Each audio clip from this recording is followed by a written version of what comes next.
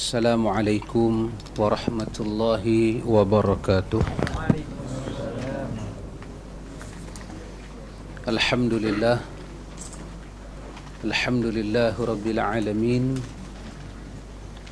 Wassalatu wassalamu ala ashrafil anbiya'i wal mursalin Nabiyyina Muhammadin wa ala alihi wa sahbihi ajma'in. Allahumma ati nafsi taqwaha wa zakkiha anta khairu man zakkaha anta waliyuha wa maulaha. Amin. Amma ba'du. Ikhwatul iman, ikhwatu fiddin, a'azzakumullah wa uhibbukum fillah. Alhamdulillah, alhamdulillah, summa alhamdulillah. Alhamdulillah ikhwatul iman, kita sambung majlis ta'lim. Nabi kita ikhwatul iman, Nabi kita Muhammad sallallahu alaihi wasallam, satu hari Nabi membacakan ayat 65 daripada surah Al-An'am kepada para sahabat. Nabi bacakan satu hari ayat 65 daripada suratul An'am. Allah ada berfirman dalam ayat itu,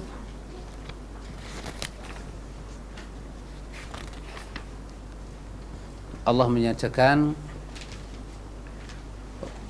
Qul huwal qadiru ala an yab'atha 'alaykum 'adzaban min fawqikum aw min tahti arjulikum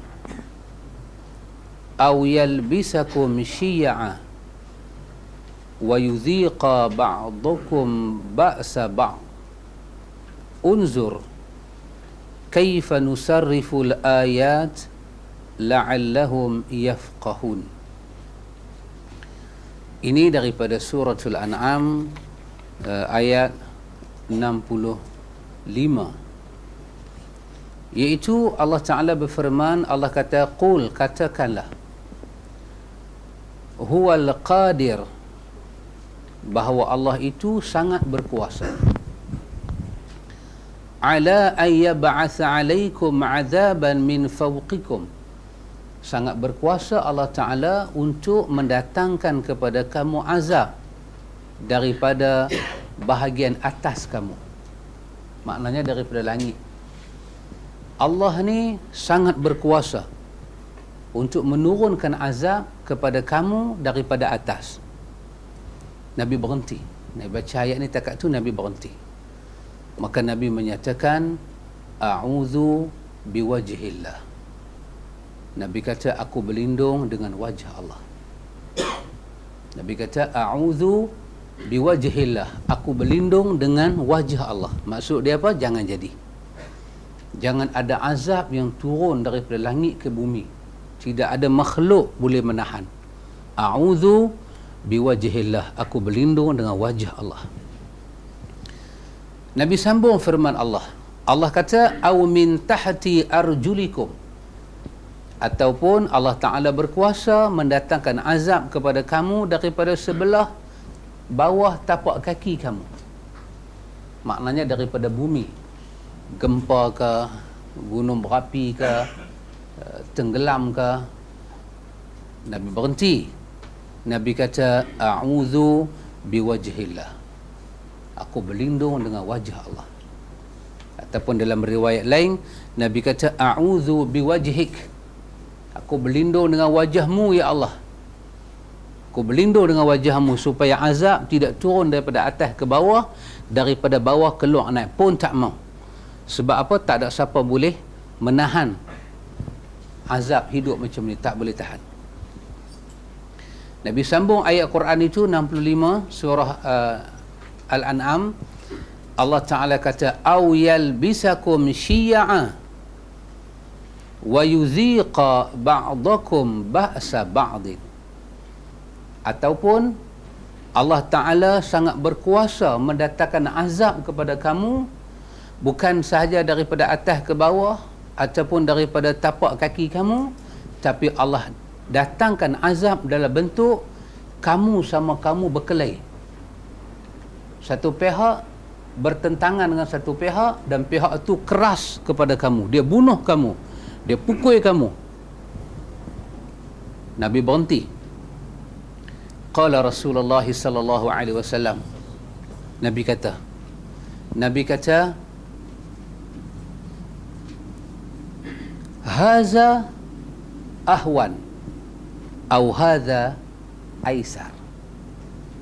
Nabi kata yang ni berkelahi sama-sama kita, bunuh sama-sama kita, yang ni Nabi kata rasanya lebih mudah daripada yang dua di atas. Yang ni rasanya lebih patut kita kena daripada azab daripada atas turun ke bawah, daripada bawah keluar naik atas. Yang berkelahi sama-sama kita sampai membunuh ni ahwan, ni nampak lebih mudah. Aisar, ni nampak senang sikit. Biarlah umat ni berkelahi daripada turun balak daripada atas ke bawah. Biarlah umat ni bersengketa daripada azab keluar daripada bumi bakar kita semua. Kata Ibnu Umar,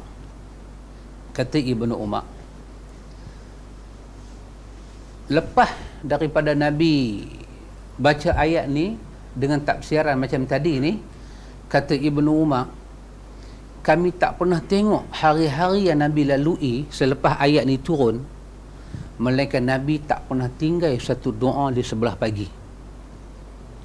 Selepas ayat ni turun, Nabi akan baca satu doa ni sebelah pagi, tak pernah tinggal. Apa doa dia? Nabi kata, Allahumma inni as'aluka al-afiyah fid dunya wal akhirah. Allahumma inni as'aluka al-afwa wal afiyah fid dini wad dunyaya wa ahli wa mali.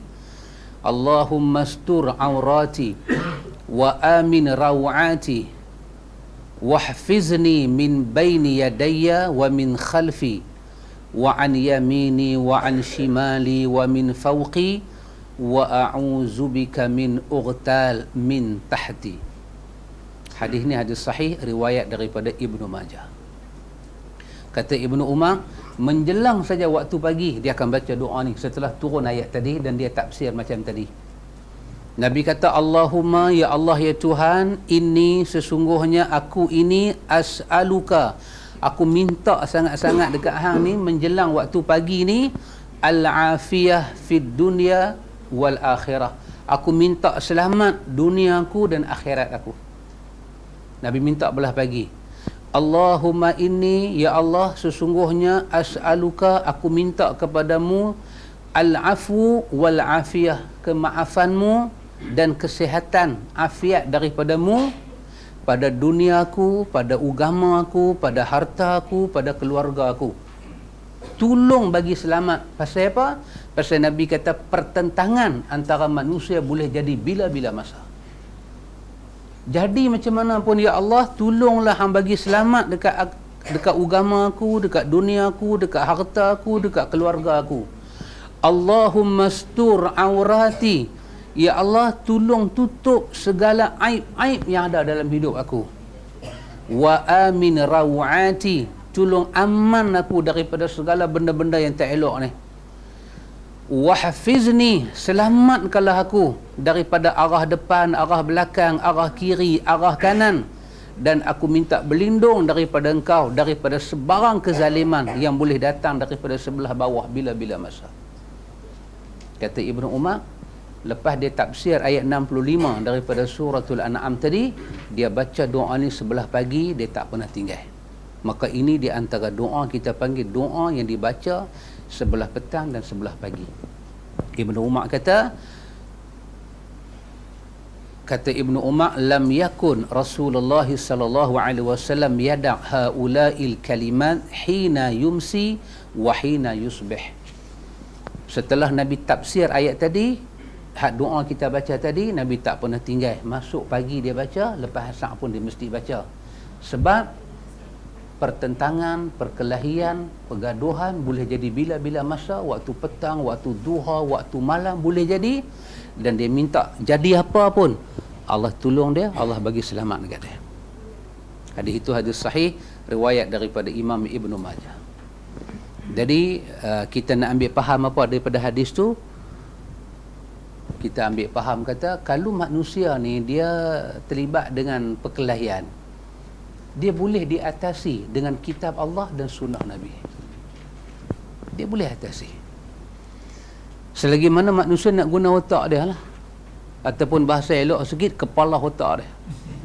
Kalau dia nak guna kepala otak dia, boleh jadi elok. Tapi kalau azab turun daripada bawah, nak buat apa? Azab satu api ke keluar daripada langit, terjun mai jatuh atas bumi, nak guna apa?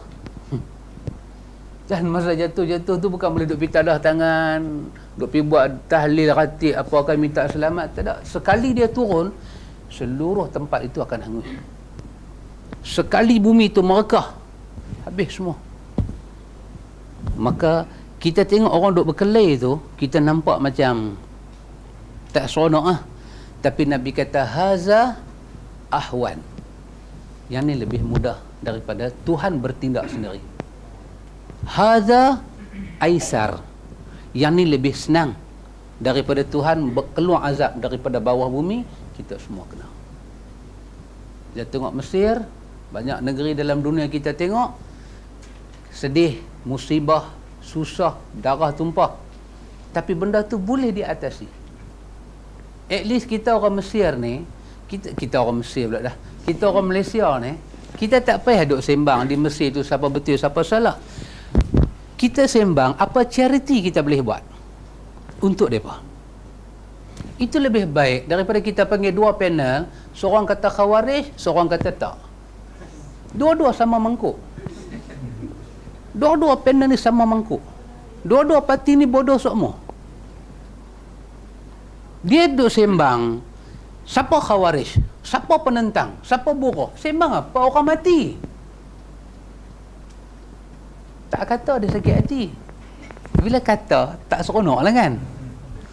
Tapi hang sembang orang mati. Lah ni bukan sembang siapa dia Khawarij. Lah ni bukan sembang, lah ni ada orang mati. Nak buat apa? Kita ni negara Islam duk tengok apa kita boleh buat.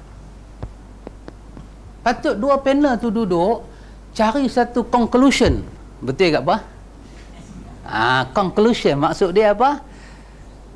Bila orang putih yang saya reti, Melayu saya tak reti dah. Melayu panggil apa? Kesimpulan, kan? Satu ni lah khulasah. Dia apa kita boleh buat? What mesti bantuan keselamatan, bantuan charity. Orang mati banyak, di Mesir makan tak ada. Nak buat apa? Kita negara Islam ni nak buat apa? What can we do? Betul? Nampak? Apa kita boleh buat?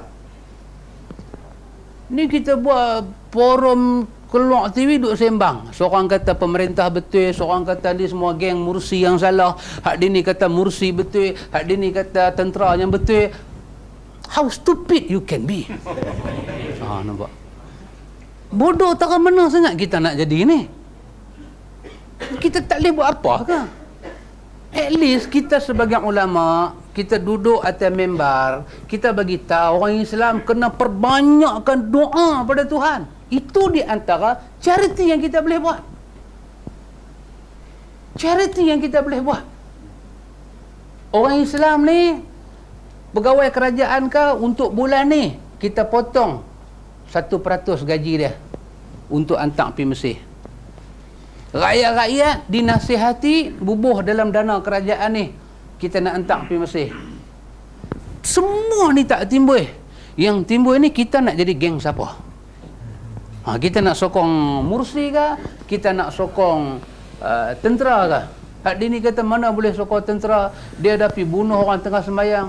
Hak Dini kata macam mana dia tak bunuh, dia pergi langgar balai polis semua. Dak hamba 2 ekor ni dapat berapa puluh ribu seorang. Yang duk berpihak kedua-dua pihak ni, berapa banyak hamba dapat ni? Seronok ke? Kita ni 2-3 hari ni, perai ni bukan selamat ni. Peluru apa? Rambang Bermaharaja Lela. Sikit punya 004 gitu. Polis Pulau Pinang pun bokok yuk atas kepala. Apa ni? Samsin. 2 hari sudah Pak Mik diperai, peluru rambang ditembak. Oi. Kita duk sembang pasal Mesir. Kan? Pasal Mesir, baca khutbah pun hentam rakyat-rakyat Mesir. Rakyat Mesir ni khawarij. Khawarij apa? Duk kena tembak nak mati. Kita pun buka puasa, orang bang lambat maki. Ni apa ni, buta perut, makan gaji saja ke pekak badak ke apa ni, tak bang lagi. Bukan tak makan 3 hari. Ada makan, bang lambat. Depa tu berapa hari dah tak makan. Depa tu tak ada kerja, tak ada pendapatan. Depa dah jadi beggars. Rakyat Mesir dah jadi beggars. Tak ada makan. Nak buat apa? You hidup, you mati kelaparan. At least you berjuang. Pada fikir dia. Kita duduk di Malaysia naik Mercedes lagi. Walaupun kita rasa kita ditindas, at least kita menega burger, untung lagi. Dia menega pun tak boleh. Dia bawa diri dia turun. Kita tak mau fikir ke semua tu sebelum nak tuduh dia tu khawarij? Tak mau fikir ke semua tu? Hai, nasib orang kita pergi tuduh khawarij, senang ke hari kita? Lampu tadi nak main lampu sampai kita 99 merah berhenti, maki dah. Buat perangai mai kat kita 99. Lepas tu dia lama pula sikit nombor tu. Marah JKR ni, JKR tidur ke buat kerja apa ni. Lambat nombor tu bergerak. Lambat. Bukan nak pergi mana pun. Nak main sini aja. Lampu tu kena maki dah tadi. Hang nak cerita makan tak ada. Tak salah. Lebih baik sembang what we can do. Tolong saudara kita. Bumi mereka ada kena fitnah. Nabi kata ni lebih mudah. Pasal apa? Manusia masih ada otak. Manusia masih ada hati. Quran dan sunnah boleh melembutkan hati manusia. Apa kita kena buat? Doa, minta pada Tuhan siang malam pagi petang. Hak ni semua kita tak buat, kita buat benda lain. Kita buat benda lain. Lepas tu tengoklah Tuhan nak tolong ke tak tolong kita. Kita sambung malam ni Al-Ibanah.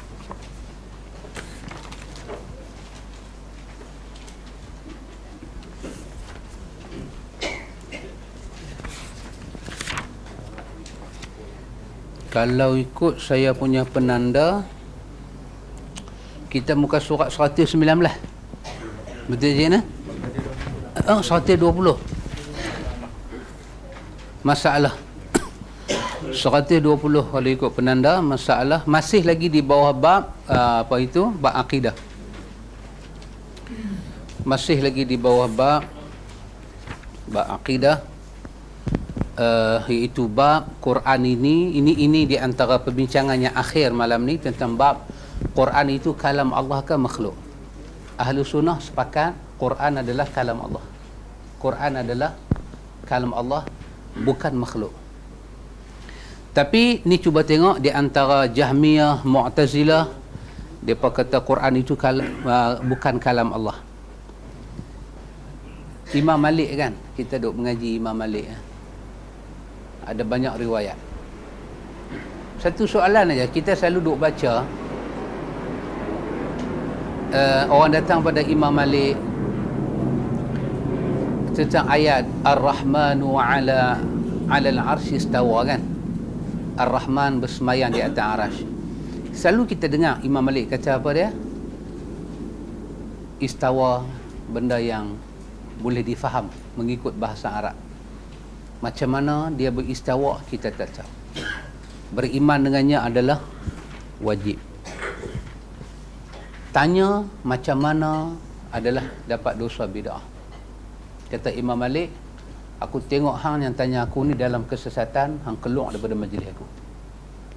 Tapi ada satu benda yang kita terlupa terang. Iaitu dalam beberapa riwayat menjelaskan. Di antaranya tadi saya duk tengok, saya buat catatan nota dalam Ar-Risalah fil I'tiqad Ahlu Sunnah wa Ashabul Hadis, ataupun dalam Aqidatus Salaf wa Ashabul Hadis. Dia bawa cerita ni dengan dia menyebut satu kejadian yang sama. Itu tengah Imam Malik mengajar, kawan ni pun angkat tangan, dia kata nak tanya. Imam Malik kata, apa dia yang hang nak tanya ni? Dia tanya ayat itulah, Ar-Rahmanu 'alal 'arsy istawa. Dalam kitab ini Ar-Risalah fi i'tiqad Ahlu Sunnah wal A'immatul Hadis ini wa Ashabul Hadis ini, dia kata ketika soalan itu datang pada Imam Malik, tiba-tiba ayat peluh muka Imam Malik turun. Muka Imam Malik bertukar jadi merah. Imam Malik kata dekat dia, hang sedang tak hang tanya apa kat aku ni? Soalan hang ni buat peluh aku meleleh. Apa masalah yang hang hadapi dengan ayat itu? Hang menghadapi masalah apa dengan ayat itu? Imam Malik bila kawan tu kemuka soalan lagu tu, Imam Malik sedang melihat dia tidak boleh beriman dengan ayat Allah. Dan ayat yang dia susah nak beriman itu bukan ayat syariat, bukan ayat muamalat, ayat tauhid. Ayat tauhid ni kalau kita tak boleh beriman, orang kata kita guna bahasanya agak buruk sikit lah, bahasa kita kan, bahasa orang Melayu Penang ni agak buruk. Kalau hang sembahyang, hang puasa, tiba-tiba hang tak boleh tauhidkan Tuhan, hang tak usah sembahyang, hang tak usah puasa. Pasal apa? Puasa hang, sembahyang hang setara dengan orang yang tidak puasa. Kalau hang jadi orang Islam, hang tak boleh terima sifat-sifat Tuhan, hang setara dengan Sami duduk dalam kuil Hindu. Kalau dia terima sifat Tuhan, dia tak sembahyang, lebih baik daripada dia sembahyang, dia tak boleh tauhid Tuhan. Imam Malik melihat problem kawan yang tanya dia ni, ayat tauhid, ayat tentang af'al. Allah Ta'ala bercakap tentang diri Tuhan pada benda yang akal tak boleh pi. Ayat peluh yang saya nak angkat tu dalam Risalah fil i'tiqad Ahlussunnah ni kata, Imam Malik mengajak tiba-tiba peluh turun kerana takutnya mendengar soalan orang yang mengaku Islam tapi akidah dia dengan Tuhan tak beres. Imam Syafi'i, Dr. Abdul Rahman Khumaisi cerita dalam buku dia I'tiqad Mazahib Arba'ah, seorang penduduk Kufah datang pada Imam Syafi'i bertanya soalan yang kita duk mengaji ni. Kalam Allah tu makhluk ke tidak makhluk? Apa Imam Syafi'i kata? Dia kata ya Kufiyun, dia kata. Dia tak panggil nama. Dia kata ya Kufiyun. Maksud dia apa? Wahai Kufah, wahai penduduk Kufah. Kata Imam Syafi'i kepada penduduk Kufah ni, innakum atani, kamu datang kepada aku biqauli azim, dengan perkataan yang cukup besar dan membawa fitnah pada aku. Hang beriman dengan Tuhan tapi tak selesai lagi masalah iman yang ada dalam hati hang. Artinya benda ni cukup besar. Kalau benda tu kecil, imam-imam mazhab tak akan cakap macam tu. Imam Abu Hasan Asy'ari dia nak habiskan dia punya perbahasan ni. Dia kata masalah, jika seorang berkata, cuba kalian terangkan kepada kami bagaimana pendapat kalian tentang lafaz dengan Al-Quran. Dia apa ni Mu'tazilah dengan Jahmiyah ni punya tak puas hati. Tak mana dia baca Quran dia boleh korek syubhat-syubhat yang ada, dia nak angkat, dia nak buat soalan supaya geng-geng Ahlu Sunnah ni terima idea dia. Dia kata cuba terang, lafaz Quran ni macam mana? Quran ada huruf waw, ada alif, ada baris atas, ada baris bawah. Ni macam mana ni? Terang lafaz Quran. Tengok, dikatakan kepadanya, Al-Quran dibaca secara hakiki dan tidak boleh dikatakan lafaz dengan Quran, kerana seseorang tidak boleh menyatakan kalamullah dilafazkan dengannya. Kita kata apa dia? Kita kata kita tidak melafazkan Quran, kita membaca Al-Quran. Kita membaca ayat Allah. Kita membaca balik kalam Allah, bukan kita melafazkan. Benda lafaz ni dia boleh masuk, dia boleh buang. Takkan kita kata macam benda makan masuk dalam mulut. Kita suka, kita ludah. Kita nak telan, kita suka telan, kita telan. Kita suka nak ludah, kita ludah. Kita tidak melafaz, tapi kita membaca balik. Di sisi Ahlussunnah, kita membaca ayat-ayat Al-Quran. Pasal itu dikatakan, apabila kamu mendengar bacaan, hendaklah kamu diam dan kamu dengar. Bila dibaca pada kamu, tidak dikatakan dilafaz, dibaca pada kamu. Kita membaca balik kalam. Dan yang kita baca itu adalah hakikat. Sebab orang Arab menyatakan lafzu bil luqmati min fahmi. Orang Arab ni dia kata lafzu bil luqmati min fahmi. Luqmah ni suapan yang masuk dalam mulut kita ni. Orang Arab kata, aku buang apa yang ada dalam mulut aku ni, aku ludah buang. Apa yang telah kita sebut ni, kita ludah buang.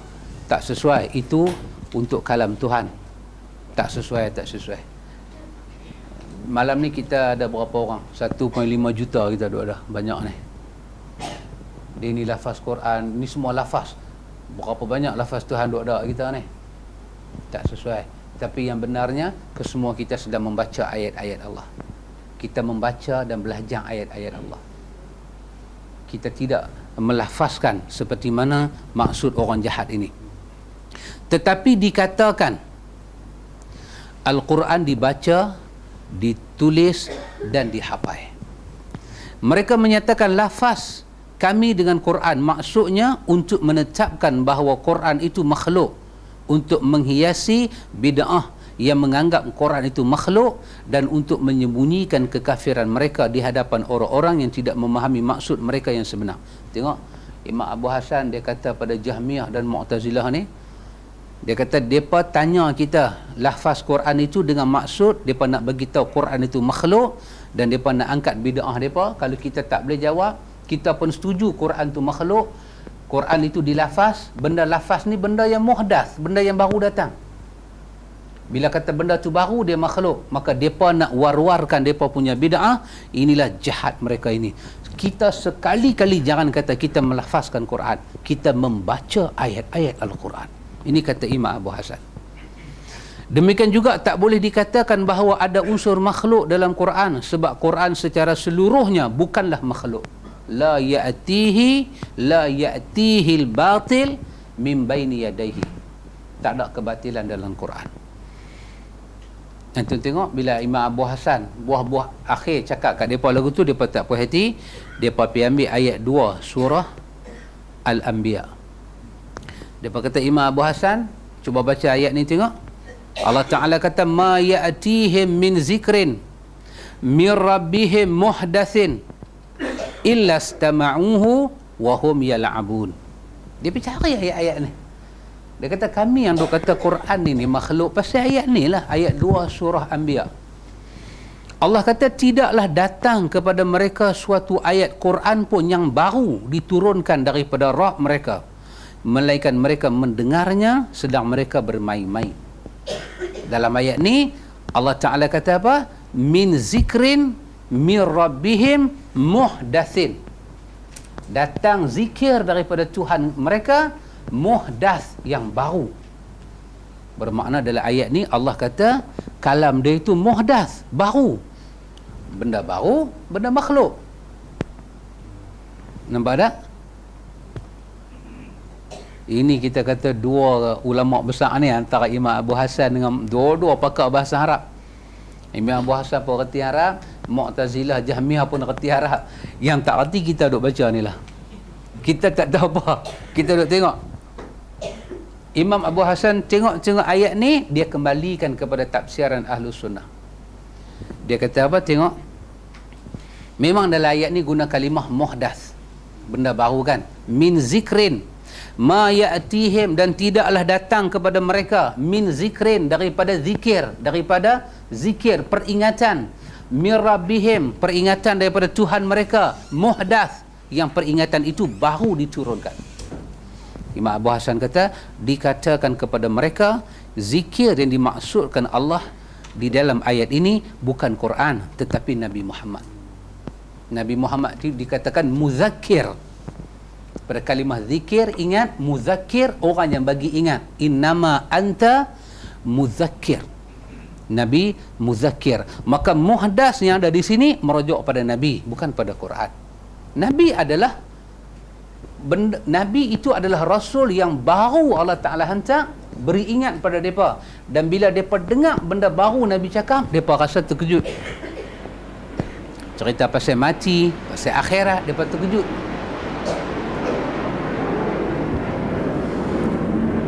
Macam mana Imam Abu Hasan tahu dalam ayat ini zikir yang muhdas ini Nabi Muhammad? Dia rujuk pada ayat lain. Allah kata wa zakir fa inna zikra tanfa'ul mu'minin. Allah kata bagi ingat. Allah kata bagi ingat. Allah kata kat siapa tu? Muhammad, bagi ingat. Maka wa zakir itu adalah muzakkir Nabi Muhammad. Bagi ingat Muhammad, kerana fa inna zikra, sesungguhnya dengan kamu bagi ingat pada mereka, tanfa'ul mu'minin, cukup banyak manfaat dia. Maka ini nama dia ayat menjelaskan ayat, al-bayan bil ayah. Kita memberi penjelasan dengan ayat. Lagi satu ayat, qad anzalallahu ilaikum zikra, sesungguhnya Allah turunkan kepada kamu zikra, peringatan. Lepas tu Allah terang apa dia zikra. Rasulan, seorang rasul, yatlu alaikum, yang membaca kepada kamu ayatillah mubayyinat, ayat Allah yang terang dan jelas.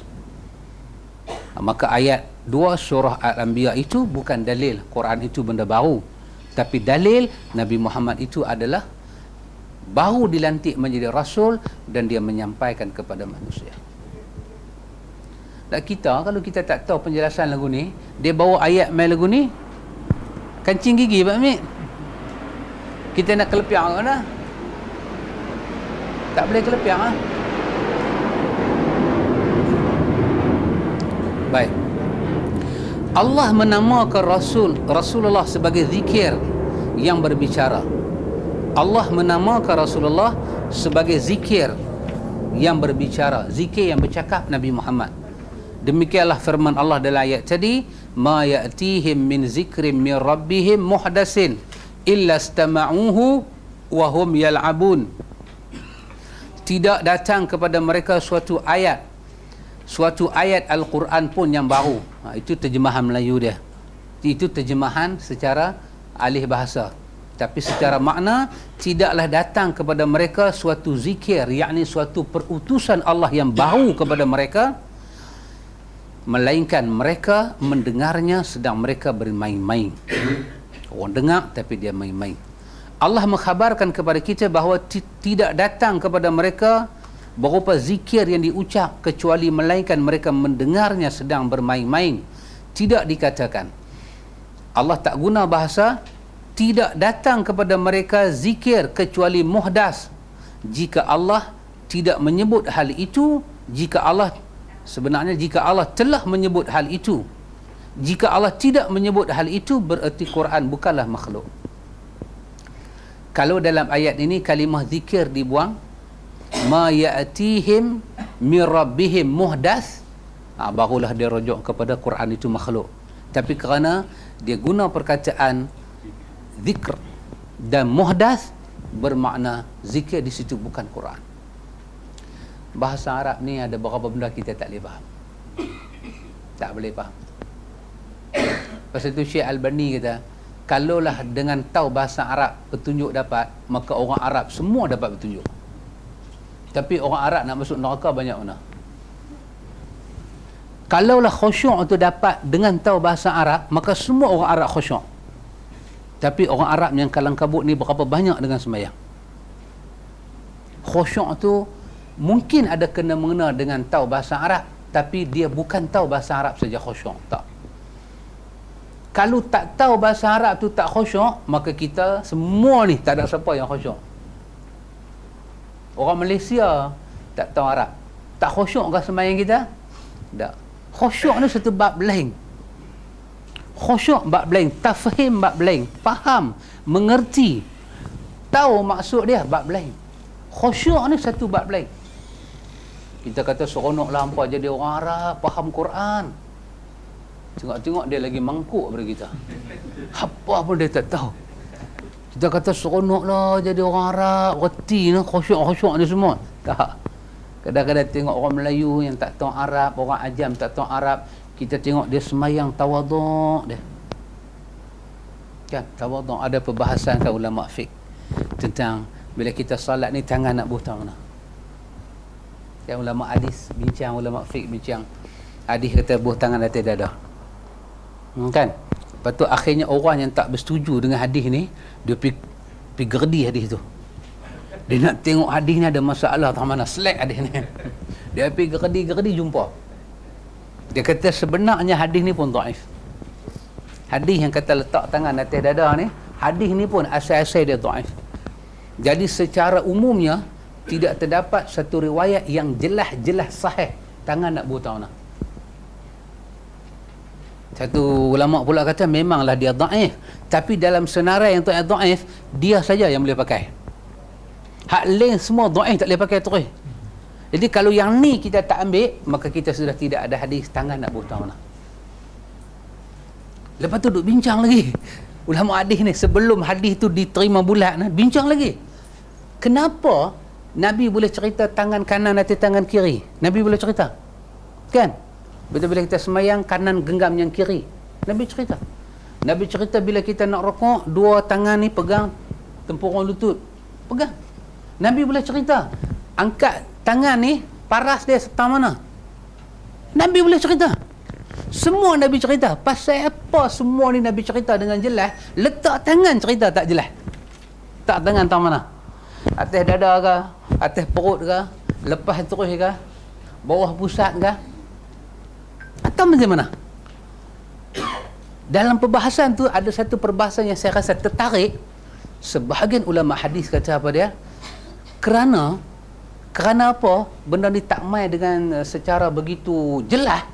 Kerana kita kena bangkit berdiri depan Tuhan sebagai seorang hamba. Sebagai seorang hamba.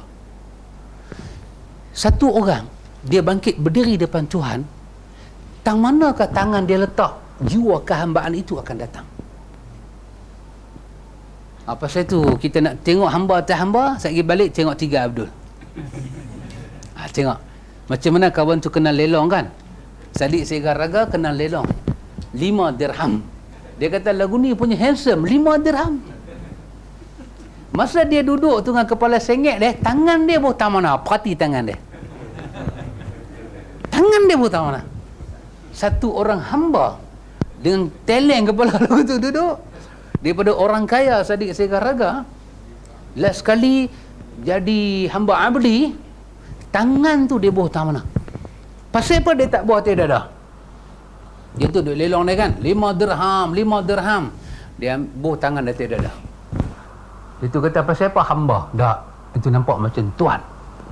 Maka ulama hadis yang menyatakan kenapa riwayat letak tangan itu tidak jelas, kerana kita kena berdiri depan Tuhan dengan hamba. Imam Malik kata apa? Aku yang tahu hamba ni, dia berdiri tegak aja, tangan tak tahu mana.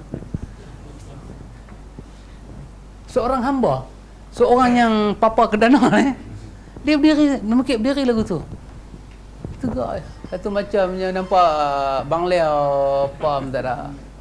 Imam Abu Hanifah Nu'man dia kata tak, hamba ni dia akan berdiri dengan mata dia tunduk ke bawah, dengan batang tengkuk dia akan tunduk ke bawah, dan dia akan letak tangan dia di bawah pusat dia. Inilah seorang hamba yang merendah diri depan Tuhan.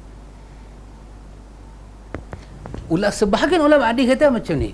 Sebelum kita menggunakan ra'yu kita, pandangan kita, mari kita mencari riwayat-riwayat. Ima dia dhaif sekalipun pun tak apa. Ada tak ada menjelaskan letak tangan dalam sembahyang macam mana? Jumpalah dengan hadis itu yang kemudiannya dianalisa dan dianalisa. Akhirnya kata para ulama adalah satu hadis letak tangan di atas dada. Tetapi sejumlah ulama hadis menyatakan letak tangan di atas dada ni adalah benda yang Allah beri kepada kita, letaklah tak mana. Dia bukan macam takbir, Dia bukan macam niat, benda ni semua ditentukan step-step dia. Maka bila kita berdiri depan Tuhan, berdiri sebagai hamba. Macam mana kita nak duduk? Cuba try sembahyang macam Sadiq Segaraga, tengok kepala pergi sengit sikit. Rasa nak kena lelong lah Amin. Awak kan, Imam Malik irsal. Dia satu pandangan dia, sembahyang sunat kamu cuba irsal. Tapi Syafi'i tak suka, dia kata ni pokok Syiah. Tapi kata Imam Malik bukan hal Syiah, hanya kehambaan itu wujud. Kena berdiri depan Tuhan dengan hamba. Subhanallah, kenapa hadis-hadis macam tu dianalisakan balik? Kita dah memang letak tangan. Cuba kita letak tangan, kita tunduk sikit kepala kita ke bawah. Kalau kita letak tangan begitu, itu macam itu. Nampak? Tak tahulah. Kita tak kata, tapi tak tahulah, wallahu ta'ala alam. Bila kita letak tangan atas dada, mungkin kita boleh faham sikit semua rahsia hidup kita duduk ada di jantung kita, dan kita sedang tutup rahsia hidup kita depan Tuhan. Tutup macam mana pun, adakah Tuhan tak nampak? Tuhan nampak. Tunduk sikit kepala kita, tunduk sikit, tengok. Kata Aisyah, saya lupa sama ada Aisyah yang sebut ataupun Abdullah bin Abbas yang sebut. Nampak? Dalam duk ingat tadi, sama ada Aisyah ataupun Abdullah bin Abbas sebut, di zaman Nabi kami semayang, kami tunduk ni sampai kami boleh tengok ibu jari kaki Nabi, ibu jari kaki sendiri, kami punya tunduk. Boleh bayang tak tunduk macam mana? Kita semayang, kita tunduk tu sampai kita boleh nampak ibu jari. Memang dia tak ada perut, pasal tu boleh nampak. Lagu ni punya perut dia ada, memang mana jari memang tak nampak lah. Kan? Kata Aisyah ataupun Abdullah bin Abbas ni, menjelang Nabi wafat, kami semua sembahyang, kami nampak tempat sujud, jari kaki dah tak nampak dah. Setelah sahabat meninggal, kami mula sembahyang, nampak depan tu ada apa. Bermakna perubahan-perubahan mata tu mula berlaku, satu sikit demi sikit, sikit demi sikit. Kita kena kembalikan sembahyang kita macam berdirinya seorang hamba. Macam mana kita nak buat? Kalau kita percaya, kita yakin dengan riwayat yang kita dah pegang selama ni kan, letak dada, wujudkan kehambaan itu. Kita kena tunduk depan Tuhan. Jangan tunduk sampai jadi rokok, tanya pasal apa hamba. Itu bukan hamba, itu kena roci. Kan? Hamba. Patang tekuk kita turun. Mungkin kita boleh nampak sujud tang situ, tapi kita boleh nampak jari kaki kita. Kita takut duduk depan Tuhan. Kita takut. Begitulah ikhwatul iman. Baik, kita tengok. Demikian juga permasalahan yang mereka tanya kepada kita. Juga kita Imam Abu Hasan Al-Asy'ari, demikianlah dengan masalah Al-Quran itu. Dia ambil beberapa ayat Al-Quran untuk menyatakan Quran itu benda baru, sebenarnya tidak. Masalah, jika mereka bertanya kepada kita satu ayat Quran 28 daripada surah Az-Zumar, Quranan Arabian, Al-Quran berbahasa Arab, mereka cari helah, tak mau terima Quran kalam Allah. Tengok, dia kata dia bahasa Arab. Tu kan bukan Arab, tu kan bahasa makhluk. Pasal apa Quran menyandarkan dia bahasa Arab? Bermakna Quran itu makhluk. Abu Hasan jawab, dikatakan kepada mereka, Allah Azza wa Jalla yang telah menurunkannya, dan bukanlah dia makhluk. Walaupun Quran kata dia, Allah kata Quran tu bahasa Arab, tapi Allah turun, dia tetap bukan makhluk. Dia tetap bukan makhluk. Jika mereka bertanya, Allah Ta'ala berfirman dalam surah Hadid ayat 25, wa anzalna hadida fihi ba'sun syadid, kami cipta besi yang padanya terdapat kekuatan yang hebat, dan besi adalah makhluk. Tengok, dia buat dua perbandingan. Allah cipta Quran dalam bahasa Arab, Allah cipta besi yang kuat. Kenapa bila Allah cipta Quran kita tak kata dia makhluk, Allah cipta besi kita kata dia makhluk? Sedangkan dua-dua barang ciptaan. Dia nak ejeh otak kita tu pergi jadi jahanam juga. Dia nak ejeh. Kata Imam Abu Hasan, dikatakan kepada mereka, besi adalah benda mati. Bukan bererti jika Quran diturunkan bererti juga benda mati. Sebagaimana tidak mesti Quran yang diturunkan itu makhluk, walaupun besi itu makhluk. Yang ni jawapan ni akhirnya dia balik kepada kaedah tauqifiyah. Ada beberapa jawapan kita mesti kembalikan dia kepada usul agama, bukan kepada logik, bukan kepada saintifik. Akhirnya kena kembali. Kalau dia tanya pada kita, bukankah Quran tu bahasa Arab? Bahasa Arab tu bahasa orang Arab? Bukankah dia makhluk? Kita pun cuba jawab secara logik. Kalau Quran bahasa Arab tu makhluk, maka kita kena tanya dia pula. Jadi Quran dalam bahasa apa yang tak makhluk? Dia kata Quran yang tak ada bahasa itulah. Quran yang tak ada bahasa tu yang mana? Yang tu lah dah di Lauh Mahfuz. Yang tu lah yang Imam Mahdi yang tiba keluar balik. Dia pergi tu. Dia pergi tu. Tak, kena balik kepada usul akidah. Ada orang tanya dengan saya. Dia tanya. Dia kata, pasal apa orang lelaki-lelaki tak boleh pakai mask, tak boleh pakai sutra? Pasal apa? Adakah pasal tiru perempuan? Pasal apa? Pasal apa orang lelaki-lelaki tak boleh pakai sutra? Saya tanya kat dia. Saya kata, pasal apa orang Islam ni tak boleh makan babi? Pasal apa? Dia kata, saya pasal babi kotor ah.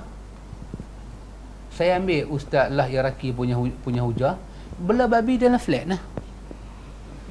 Belah babi dalam flat tak kotor apa? Bagi mandi sehari 5 kali, bubu apa lebih kurang. Rokok apa jangan bagi isap kat babi ni. Biar tuan babi yang isap rokok. Babi jangan isap rokok. Kuku semua ketik, potong cantik semua, bubuh apa, gigi dia gosok, kokah-kokah semua. Jaga makan minum dia. Jangan bagi tengok turun bawah, pasir pun tak kena. Dia berak ke kencing pun kita jaga elok, basuh pokok-pokok dia pakai sabun semua. Ada kotor? Awak makan tak? Saya tanya kat dia, saya kata, you makan tak? Dia tak jawab, dia duduk tengok ke langit. Kelipok. Saya kata, dia ni kalau kata dia makan, aku baling dengan cawan. Saya ingatlah dia. Kalau dia kata dia makan, baling cawan ambil kat dia. Dia kata, tak ada. Dia kata, babi bunyi pun tak sedap. Dia kata kan, nak makan kot mana? Ya. Quran sebut rijsun, pada babi itu ada benda cemar, cara dia hidup kan. Tapi itu bukan satu sebab dia tak boleh makan. Orang ambil daging babi tu, orang ambil isi dia saja, salai cantik, merah, elok, bubur dengan apa, api rendam dengan telur, dengan rempah sikit-sikit, satu malam buh dalam peti air berkeluar, bakar dia punya bau tu tak bau babi lah. Oh cantik dengan tomeh semua, kita mamai dia kata ni kicap tomeh punya. Tak tahu babi dia kembang macam terawang ipuh tu lehat kita. Keluar balik semua. Saya kata, awak setuju tak kalau saya kata kat awak, sebahagian daripada benda Tuhan tak bagi kita buat, dia tak ada jawapan. Dia kena balik kepada ubudiyah, penghambaan kita pada Tuhan. Sebahagian ada jawapan, bukan semua tak ada jawapan. Sebahagian ada jawapan, tapi sebahagian dijawab cara ubudiyah. Saya contohkan kepada dia, kenapa subuh 2 rakaat, maghrib 3, isya 4? Mari kita buat satu kajian. Apa kena mengena 3 rakaat dengan maghrib punya time? Dalam jamak kasar, maghrib tak boleh nak kasar. Dalam jamak kasar, subuh tak boleh kasar. Lain semua boleh kasar. Subuh kasar pun tak boleh, jamak pun tak boleh. Saya kata, awak nak bagi apa jawapan? Saya kata, kenapa dalam hadis Nabi kata, iza wuligha al-kalbu fi ina'i ahadikum, apabila anjing menjilat bekas ayak salah seorang daripada kamu, maka kamu sama dia dengan 6 ayak mutlak, 1 ayak tanah. Awak boleh kaji apa? Boleh kaji ayak tanah tu boleh mematikan kuman-kuman, tapi awak tak boleh bagi jawapan kenapa angka 7 itu Nabi angkat. 6 ayak mutlak, 1 ayak tanah, 7. Kenapa diangkat 7? Awak tak dapat kaji. Awak kena kembali kepada ubudiyah. Apa dia? Allah uji kita. Allah uji dengan angka. Kenapa kita kena puasa 30 atau 29? Seminggu cukup lah. Kalau puasa tu nak melahirkan kesedaran, seminggu dah cukup. Bagi kau-kau punya puasa. 3 hari tak boleh makan. 3 hari itu 24 jam. Makan pun tak boleh, mampus terus. 3 hari puasa lagu tu cukup, tak insaf lagi. 3 hari jalan merangkak macam orang Afrika Selatan tu, merangkak punya jalan, awak puasa. Semua duduk nak dengar bila lah nak azan keluar mai. 3 hari kau punya puasa lagu tu lebih baik daripada 30 hari. Pasal apa puasa 30 hari? Allah uji kita dengan angka. Awak boleh jawab ke benda tu semua? Tak boleh jawab. Kena kembali kepada ubudiyah kita pada Allah. Sebahagian daripada jawapan, terutama jawapan dalam akidah, dia kena kembali kepada maksud ubudiyah. Kita adalah hamba yang keluar daripada perut mak kita ni, bersedia nak menerima amanah Tuhan. Apabila awak boleh faham itu, saya kata pada dia, baru awak boleh faham kenapa begini, kenapa begitu. Saya tengok bini dia pakai tudung elok. Saya kata tengok you punya wife ni, pasal apa dia pakai tudung lagu ni? Pasal takut orang jantan mengorat ke? Tak, saya kata. Tuan Arab di Batu Feringgi tu tutup semua. Main budak-budak bis ni, dia mengorat juga. Dia kata, siapa dalam tu? Dia turut jalan tutup, dia tanya, siapa dalam tu? Kena kacau. Saya bawa cerita pada dia, Aisyah keluar sembahyang subuh. Zaman Nabi dah wafat dah, Aisyah keluar sembahyang subuh. Ni budak-budak baru nak besar ni, dia pergi mengorat Aisyah. Dia kata, jalan seorang boleh abang teman. Dia tak tahu tu Aisyah. Apa Aisyah kata? Kalau Nabi tengok apa jadi kat aku, Nabi tak akan bagi perempuan pergi sembahyang jemaah. Adakah tudung, Allah suruh kita pakai tudung? Satu saja dia punya jawapan, nak menghindarkan krisis moral yang dahsyat. Mungkin itu di antaranya, tapi bukan satu-satu jawapan. Kena kembali pada ubudiyah, penghambaan kita pada Allah. Allah beri kepada kita perintah begitu, dan hidup ni satu ujian dan kita mentaati perintah Allah. Kalau kita boleh kembali pada macam tu, ni Imam Abu Hasan duk jawab banyak. Last kali bila main soalan ni, dia balik pada teras ilmu. Apa dia? Kerana Allah berturun besi, Allah berturun Quran. Kenapa tak kata Quran itu makhluk macam besi? Dua-dua Tuhan berturun. Tak, kita kata Quran tetap bukan makhluk, besi tetap makhluk. Kenapa? Kerana itu Tuhan yang mau macam tu. Kita dah tak ada jawapannya lebih baik daripada itu. Jika dikatakan kepada mereka, Allah memerintahkan kita berlindung dengan Quran, yang bererti bukan makhluk. Dia perintah kita untuk berlindung dengan kalimahnya yang sempurna. Jika kita tidak diperintah untuk berlindung kepada makhluk dan diperintahkan berlindung dengan kalamullah, bererti kalamullah itu bukanlah makhluk. Kita baca Quran, kita kata a'udzubillahi minasyaitanirrajim, minta perlindungan kepada Allah. Nak baca Quran, minta berlindung kepada Allah. Kita berlindung kepada Allah, berlindung kepada Allah. Kalam-kalam yang ada pada diri Allah Ta'ala itu, kita minta dia yang lindung kita daripada setan-setan ni semua. Kita berlindung dengan benda yang bukan makhluk. Kita duk baca Quran ini, dia bukan makhluk. Itu pada muka surat berapa, Ana? Bertengok pada muka surat yang kita dah baca dah. Itu pada muka surat 119. Dalam muka surat 119, tengah-tengah tu dia kata Al-Quran ditulis di dalam mushaf kita secara hakiki. Quran yang ada dalam kertas itu ditulis, itu adalah hakikat Quran. Itu adalah hakikat. Dihafal di dalam dada kita secara hakiki. Dia dihafal dalam dada secara hakiki. Dibaca dengan lisan kita secara hakiki. Terdengar secara hakiki di telinga kita. Itu adalah Quran. Itu adalah Quran. Kalau orang tulis Quran atas kertas, itu adalah Al-Quran secara hakiki. Jangan duk pijak buat balut nasi lemak lebih teruk lagi, dia ambil kertas tu cucuk rokok. Lagi teruk. Dia adalah hakiki. Jangan duk sembang kertas tu benda baru, dakwat benda baru, ni semua benda bid'ah. Ambil nasihat Syekh Maulud. Syekh Maulud kata ada orang duk kata bid'ah, bangkit-bangkit buah penampak belah. Tak usah duk kata apa dah kat dia. Lain bab boleh sembang lawak-lawak.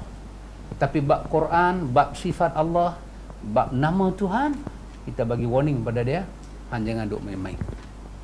Antum tahu tak? Tapi jangan cerita ke orang lah, cerita ni agak berat sikit lah. Jangan cerita ke orang. Dulu, ini cerita ni ambil di mana? Dalam Bidayah wa Nihayah, Imam Ibn Kathir. Sebelah jilid dua dalam bahasa Arab. Bidayah wa Nihayah. Ada satu orang nama dia Ja'd bin Dirham. Bukan Ja'yang tu. nama orang. Ja'd bin Dirham. Ini dalam Bidayah wa Nihayah. Dia datang kepada seorang ulama yang kita terkenal ni, nama dia Wahab bin Munabbih. Wahab bin Munabbih. Bukan Syekh Wahab Wahabi tu. Wahab bin Munabbih, seorang yang dikatakan ahlul kitab yang masuk Islam. Kalau baca Tanbihul Ghafilin tebal tu Pak Mik kan, nama dia banyak Wahab bin Munabbih. Jak ni bahasa Arab kita utarakan dia jadi Jak. Jak bin Dirham ni dia mai pada Wahab. Cerita ni besar. Cerita ni sebesar ni terpelekat dalam Bidayah wa Nihayah. Tapi saya pun tak berani cerita public, takut ada masalah. Tapi cerita suku kita lah kan. Orang putih kata apa? Out of record. Betul ke apa? Out of record. Kalau off tak record terus. Ni record tapi out. Kan? Dia record di sini, dia tak masuk lentik. Kalau off tu dia padam terus. Boleh lah kat abang nah. Tanggungjawab kita jawab juga. Jangan bagi misi ada jatuh. Kan? Baik. Jak bin Dirham ni, dia datang kepada Wahab bin Munabbih. Ini saya nak cerita pasal hal akidah, bukan main-main. Saya nak sebut dua cerita. Dua-dua dalam Bidayah wa Nihayah. Dia datang pada Wahab bin Munabbih, dia kata apa? Dia kata, betul ke Tuhan ni ada tangan-tangan ni semua? Betul ke? Ada ayat Quran kan? Tuhan ada tangan, Tuhan ada mata. Dia mai terus dia tanya pada Wahab bin Munabbih. Dia kata apa? Tuhan ni betul ke ada tangan, ada? Dia buat lagu tu. Dia buat satu macam punya perangai orang utara ni kan. Satu macam punya jual lagu tu. Wahab bin Munabbih ni ulama besar. Daripada ahlu kitab dia masuk Islam. Dia Taurat pun dia tahu, Quran pun dia tahu. Sebelum Wahab bin Munabbih nak jawab soalan dia, Wahab bin Munabbih kata sepatah kat dia. Apa Wahab bin Munabbih kata pada dia? Wahab bin Munabbih kata pada dia, yang pertama dia kata apa dia? Dia kata, aku nak bagi tahu satu benda dekat hang. Apa dia? Hang ni manusia yang paling celaka di atas muka dunia. Hang ni manusia yang paling celaka di atas muka dunia ni. Jak ni dia dengar dia gelak. Dah jawab tak mau, duk maki orang pula. Sebelum aku jawab, aku nak kata lagi sekali, hang betul-betul manusia paling celaka. Hang tahu tak kenapa aku kata Tuhan ada tangan? Aku kata Tuhan ada kaki? Aku kata Tuhan ada mata, ada telinga? Kerana Tuhan sendiri kata. Tuhan sendiri kata dalam Quran, dia ada benda ni semua. Hang mai tanya kat aku, Tuhan ada ke benda tu? Demi Allah, hidup hang takkan selamat. Satu hari menjelang hari raya. Yang cerita Jak ni. Menjelang hari raya, Khalid bin Abdullah Quraisy. Cerita ni berlaku di Basrah. Di Basrah. Ni raya haji. Dia naik, dia baca khutbah. Dia baca khutbah, last punya khutbah ni. Orang sunnah kalau baca khutbah raya sekali je. Dia tak baca dua kali macam khutbah jemaat. Dia Nabi bersantai-santai lagu tu je.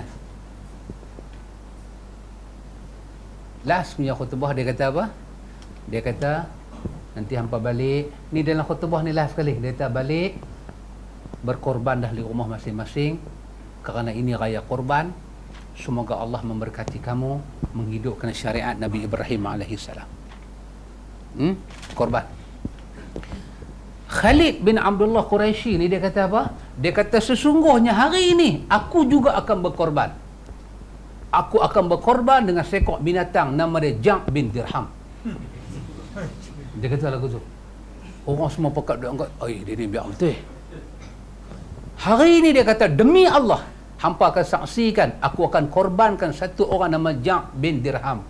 Dia telah datang kepada aku dengan dia menyatakan Nabi Ibrahim bukan kekasih Tuhan. Jam' bin Dirham mai kata ke aku, Musa tidak pernah bercakap dengan Tuhan dan Tuhan tidak ada sifat bercakap. Hari ini kamu akan tengok binatang yang paling besar akan aku korban. Dia kata-kata macam tu, dia turun daripada mimbar, di bahasa utara kita ni, dia pergi bagi satu penendang kena kat dada kawan tu, dia guna tangan dia Khalid bin Abdullah Quraisy ni, dia sembelih kawan tu pagi raya dan dia paku salib.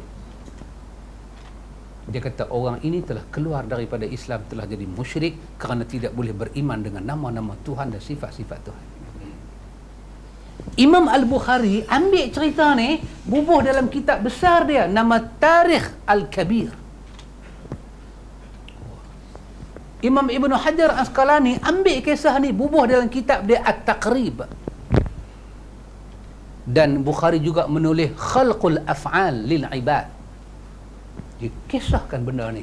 Siapa yang tak boleh terima Allah dengan sifat-sifat Allah, dengan nama-namanya Allah bubuh pada diri dia sendiri, inilah hukuman yang kena diberikan oleh pemerintah Islam pada dia.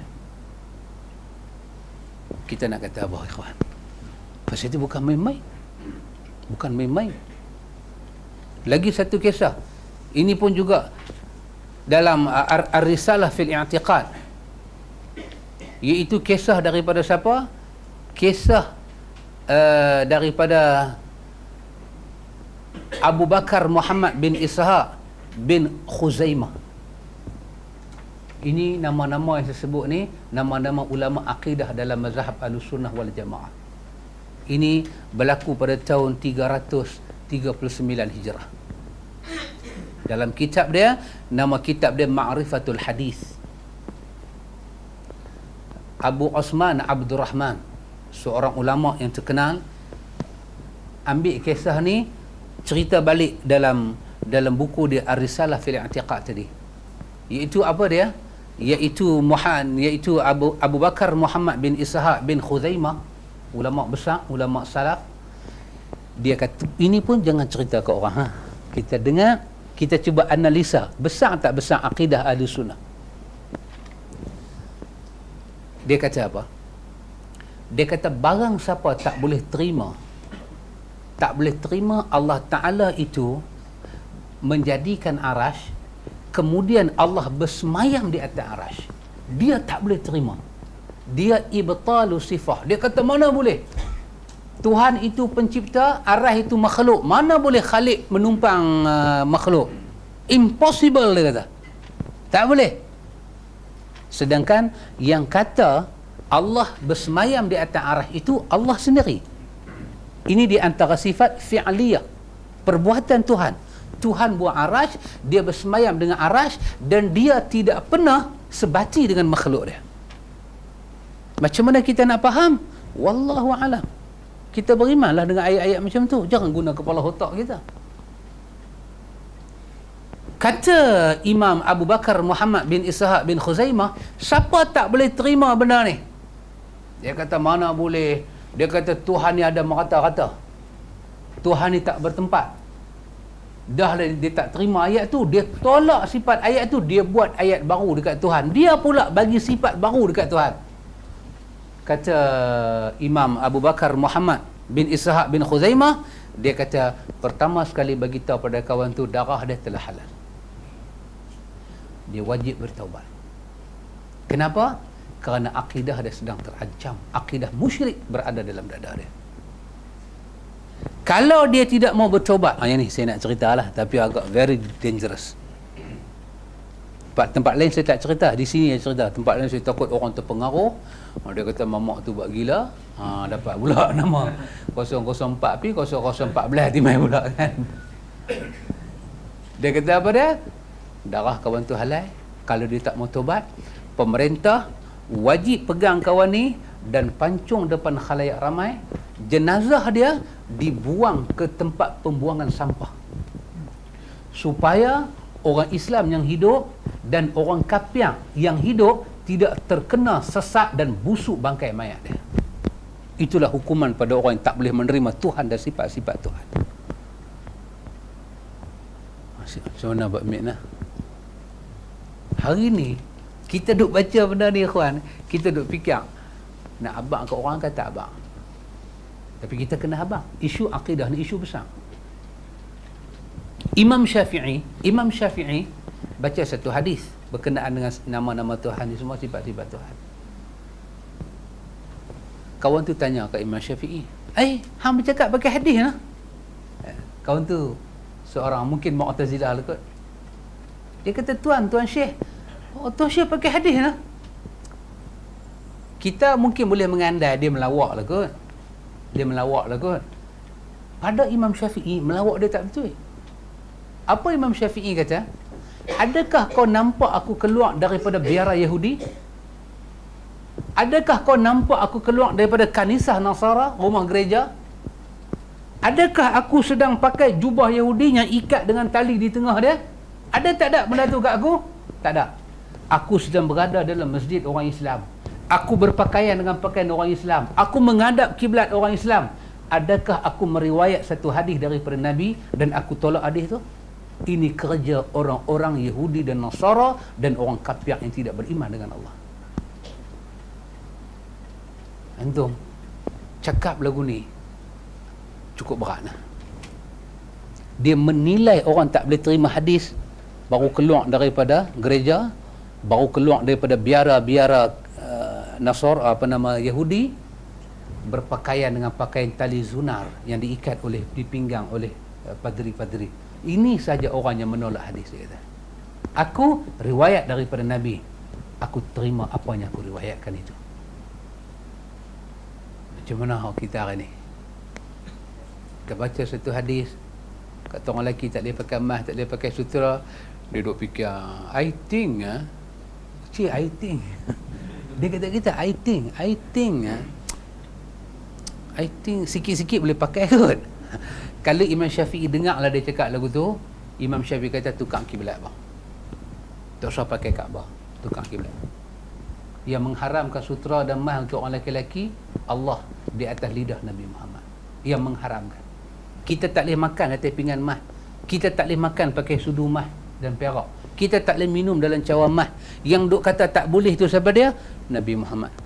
Bagaimana kita boleh percaya dia Nabi, lepas tu dia bawa risalah pada kita, kita boleh engkari dia? Ini bukan kerja orang Islam, kata Imam Syafi'i, ini kerja Yahudi, ini kerja Nasara. Kamu jangan berperangai seperti itu. Tak apalah kalau yang duk buat kerja ni semua bodoh-bodoh. Kalau yang duk buat ni semua ada BA Master Agama, nak kata apa kat dia? Kita kata Nabi Muhammad ni dia pergi makan kenduri rumah orang, dia baca doa lepas makan, dia tak baca doa sebelum makan. Yang tu Nabi ni kita, Allah. Tengok-tengok yang bercakap tu di belakang ada Al-Hafiz Pak Mik. Kalau Imam Syafi'i dengar dia cakap lagu tu, dengan kita baca riwayat Imam Syafi'i ni, dahsyat. Ya, dahsyat. Kita kata Nabi ni yang kita duk belajar sunnah sembahyang lagu ni, ini semua cara Nabi lah. Nabi kita lepas bagi salam kanan salam kiri, hadis daripada Ummu Salamah kata apa, kadang-kadang Nabi beristighfar pelan-pelan, lepas tu dia angkat pungkok, dia masuk dalam rumah, dia biar jemaah makmum ni zikir sendiri-sendiri lah. Kita kata ada Imam Syafi'i ambil hadis tu bawa dalam Al-Um, hadis tu hadis sahih, bermakna zikir ni pelan-pelan. Yang jawab ni bukan Tan Pelang ataupun Tan Loklak. Yang jawab balik ni Al-Fadil, Al-Hafiz. Dia kata tak apalah tu zaman Nabi, kita kalau tak zikir kuat-kuat kita sombong, dan Tuhan tak suka orang sombong. Allah, apa tu ni? Saya sembang dengan Ustaz Nan. Ustaz Nan kata saya buka televisyen, tanya Ustaz, Ustaz, ini Ustaz Nan, rumah saya baru ni sembang, kan? Ustaz Nan kata, Ustaz, cerita pernah berlaku satu perempuan nazar zaman Nabi. Dia nazar apa? Perempuan ni pun nazar nak buka puasa dengan setan. Nazar nak buka puasa dengan setan. Bukan kata Kak Puas terkejut, saya terkejut dua-dua tangan tu kan. Kak Puas satu tangan, saya dua-dua. Terkejut. Dia nak buka puasa dengan setan. Cerita ni mai dalam tanyalah ustaz.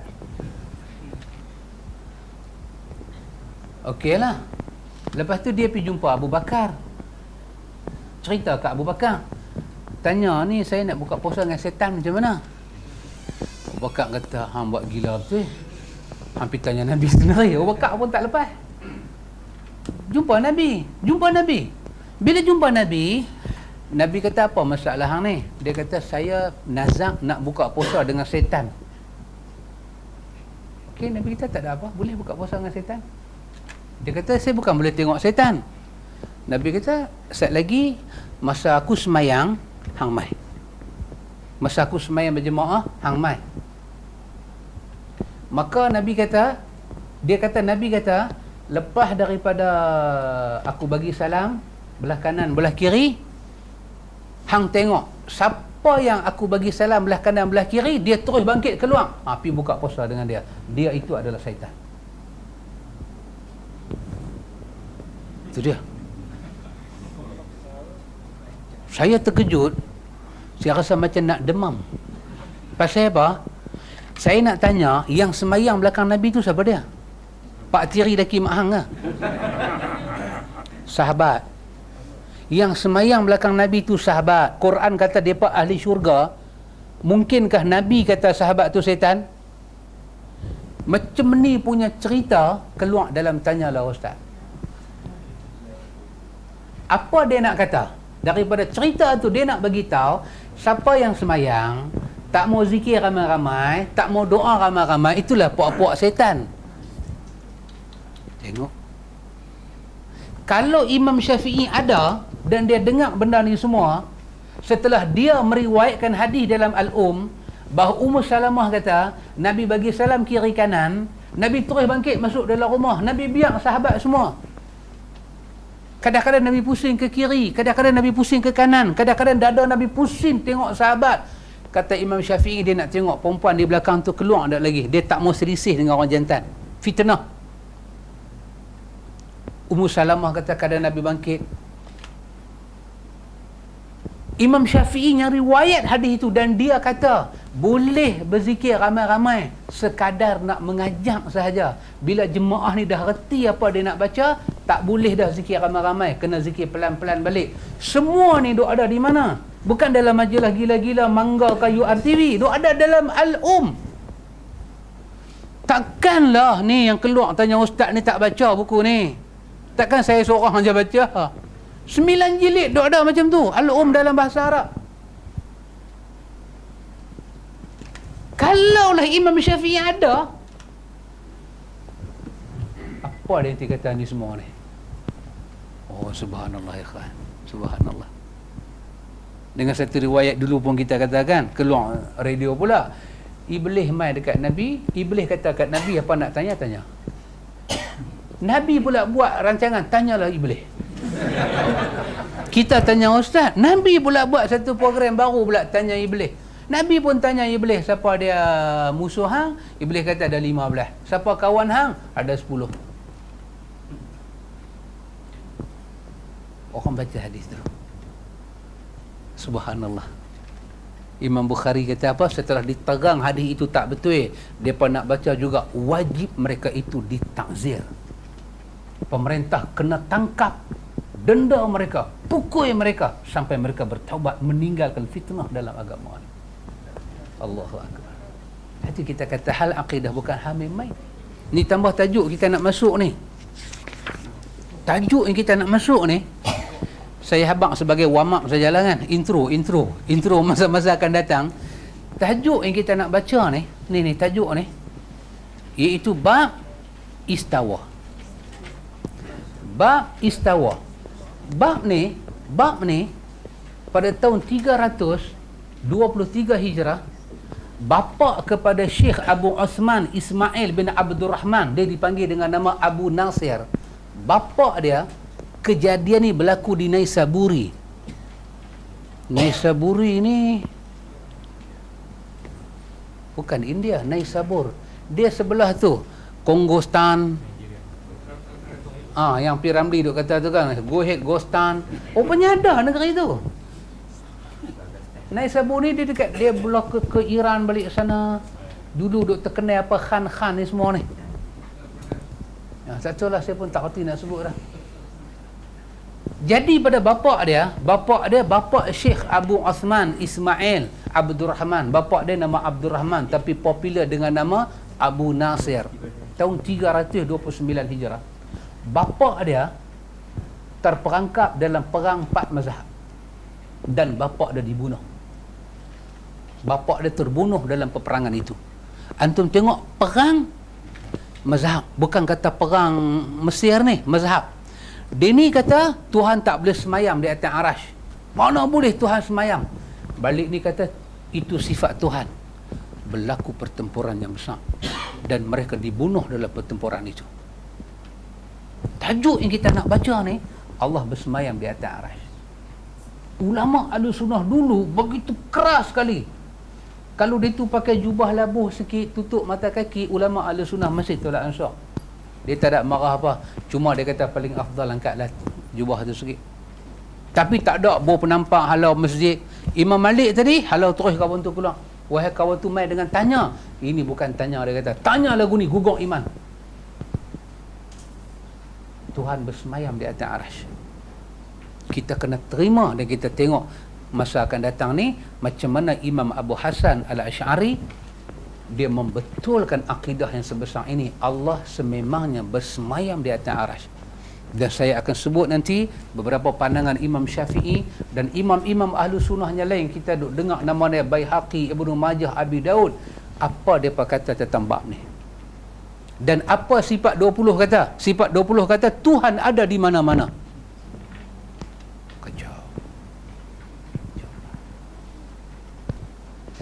Tahu lah kan, kita bila baca bab akidah ni sampai peringkat kita tengok kawan tu duk cakap Tuhan duk tak mana-mana, kita jadi macam semput.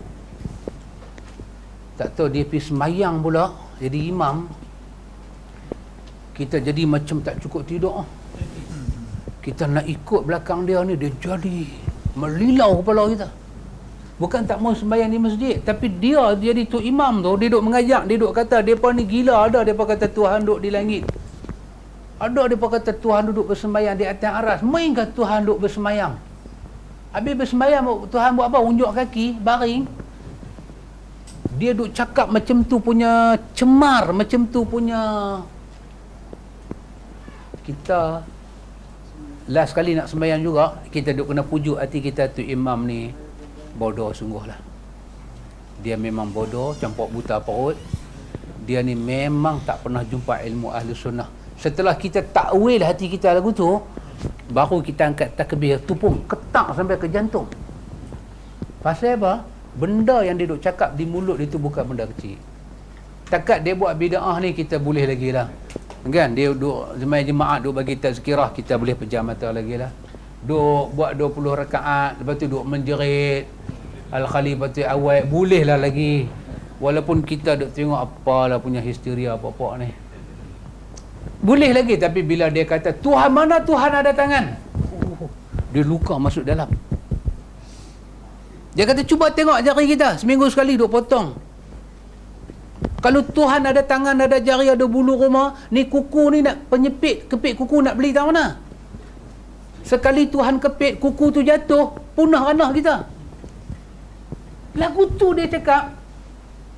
Atau dia jadi imam sembahyang isyak. Alamak, kita duduk lagu tu Pak Mit. Bukan tak mau pergi sembahyang jemaah, tapi kerana labu kundok ni duk ada, kita jadi labu ayak dengan mereka. Macam mana orang hari ni berani bangun kata Tuhan tak bertempat, Tuhan tidak bertempat, Tuhan ada di mana-mana. Allah mahu kecut perut kita, kecut perut, duk takut dekat Tuhan. Bukan hal ibadat, hal akidah dia tak settle. Nanti kita tengok Abu Hasan nak kata bab ni, Lepas tu kita pakat-pakat istighfar dan bawa jalan ahlu sunnah. Bawa jalan ahlu sunnah. Wallahu ta'ala a'lam.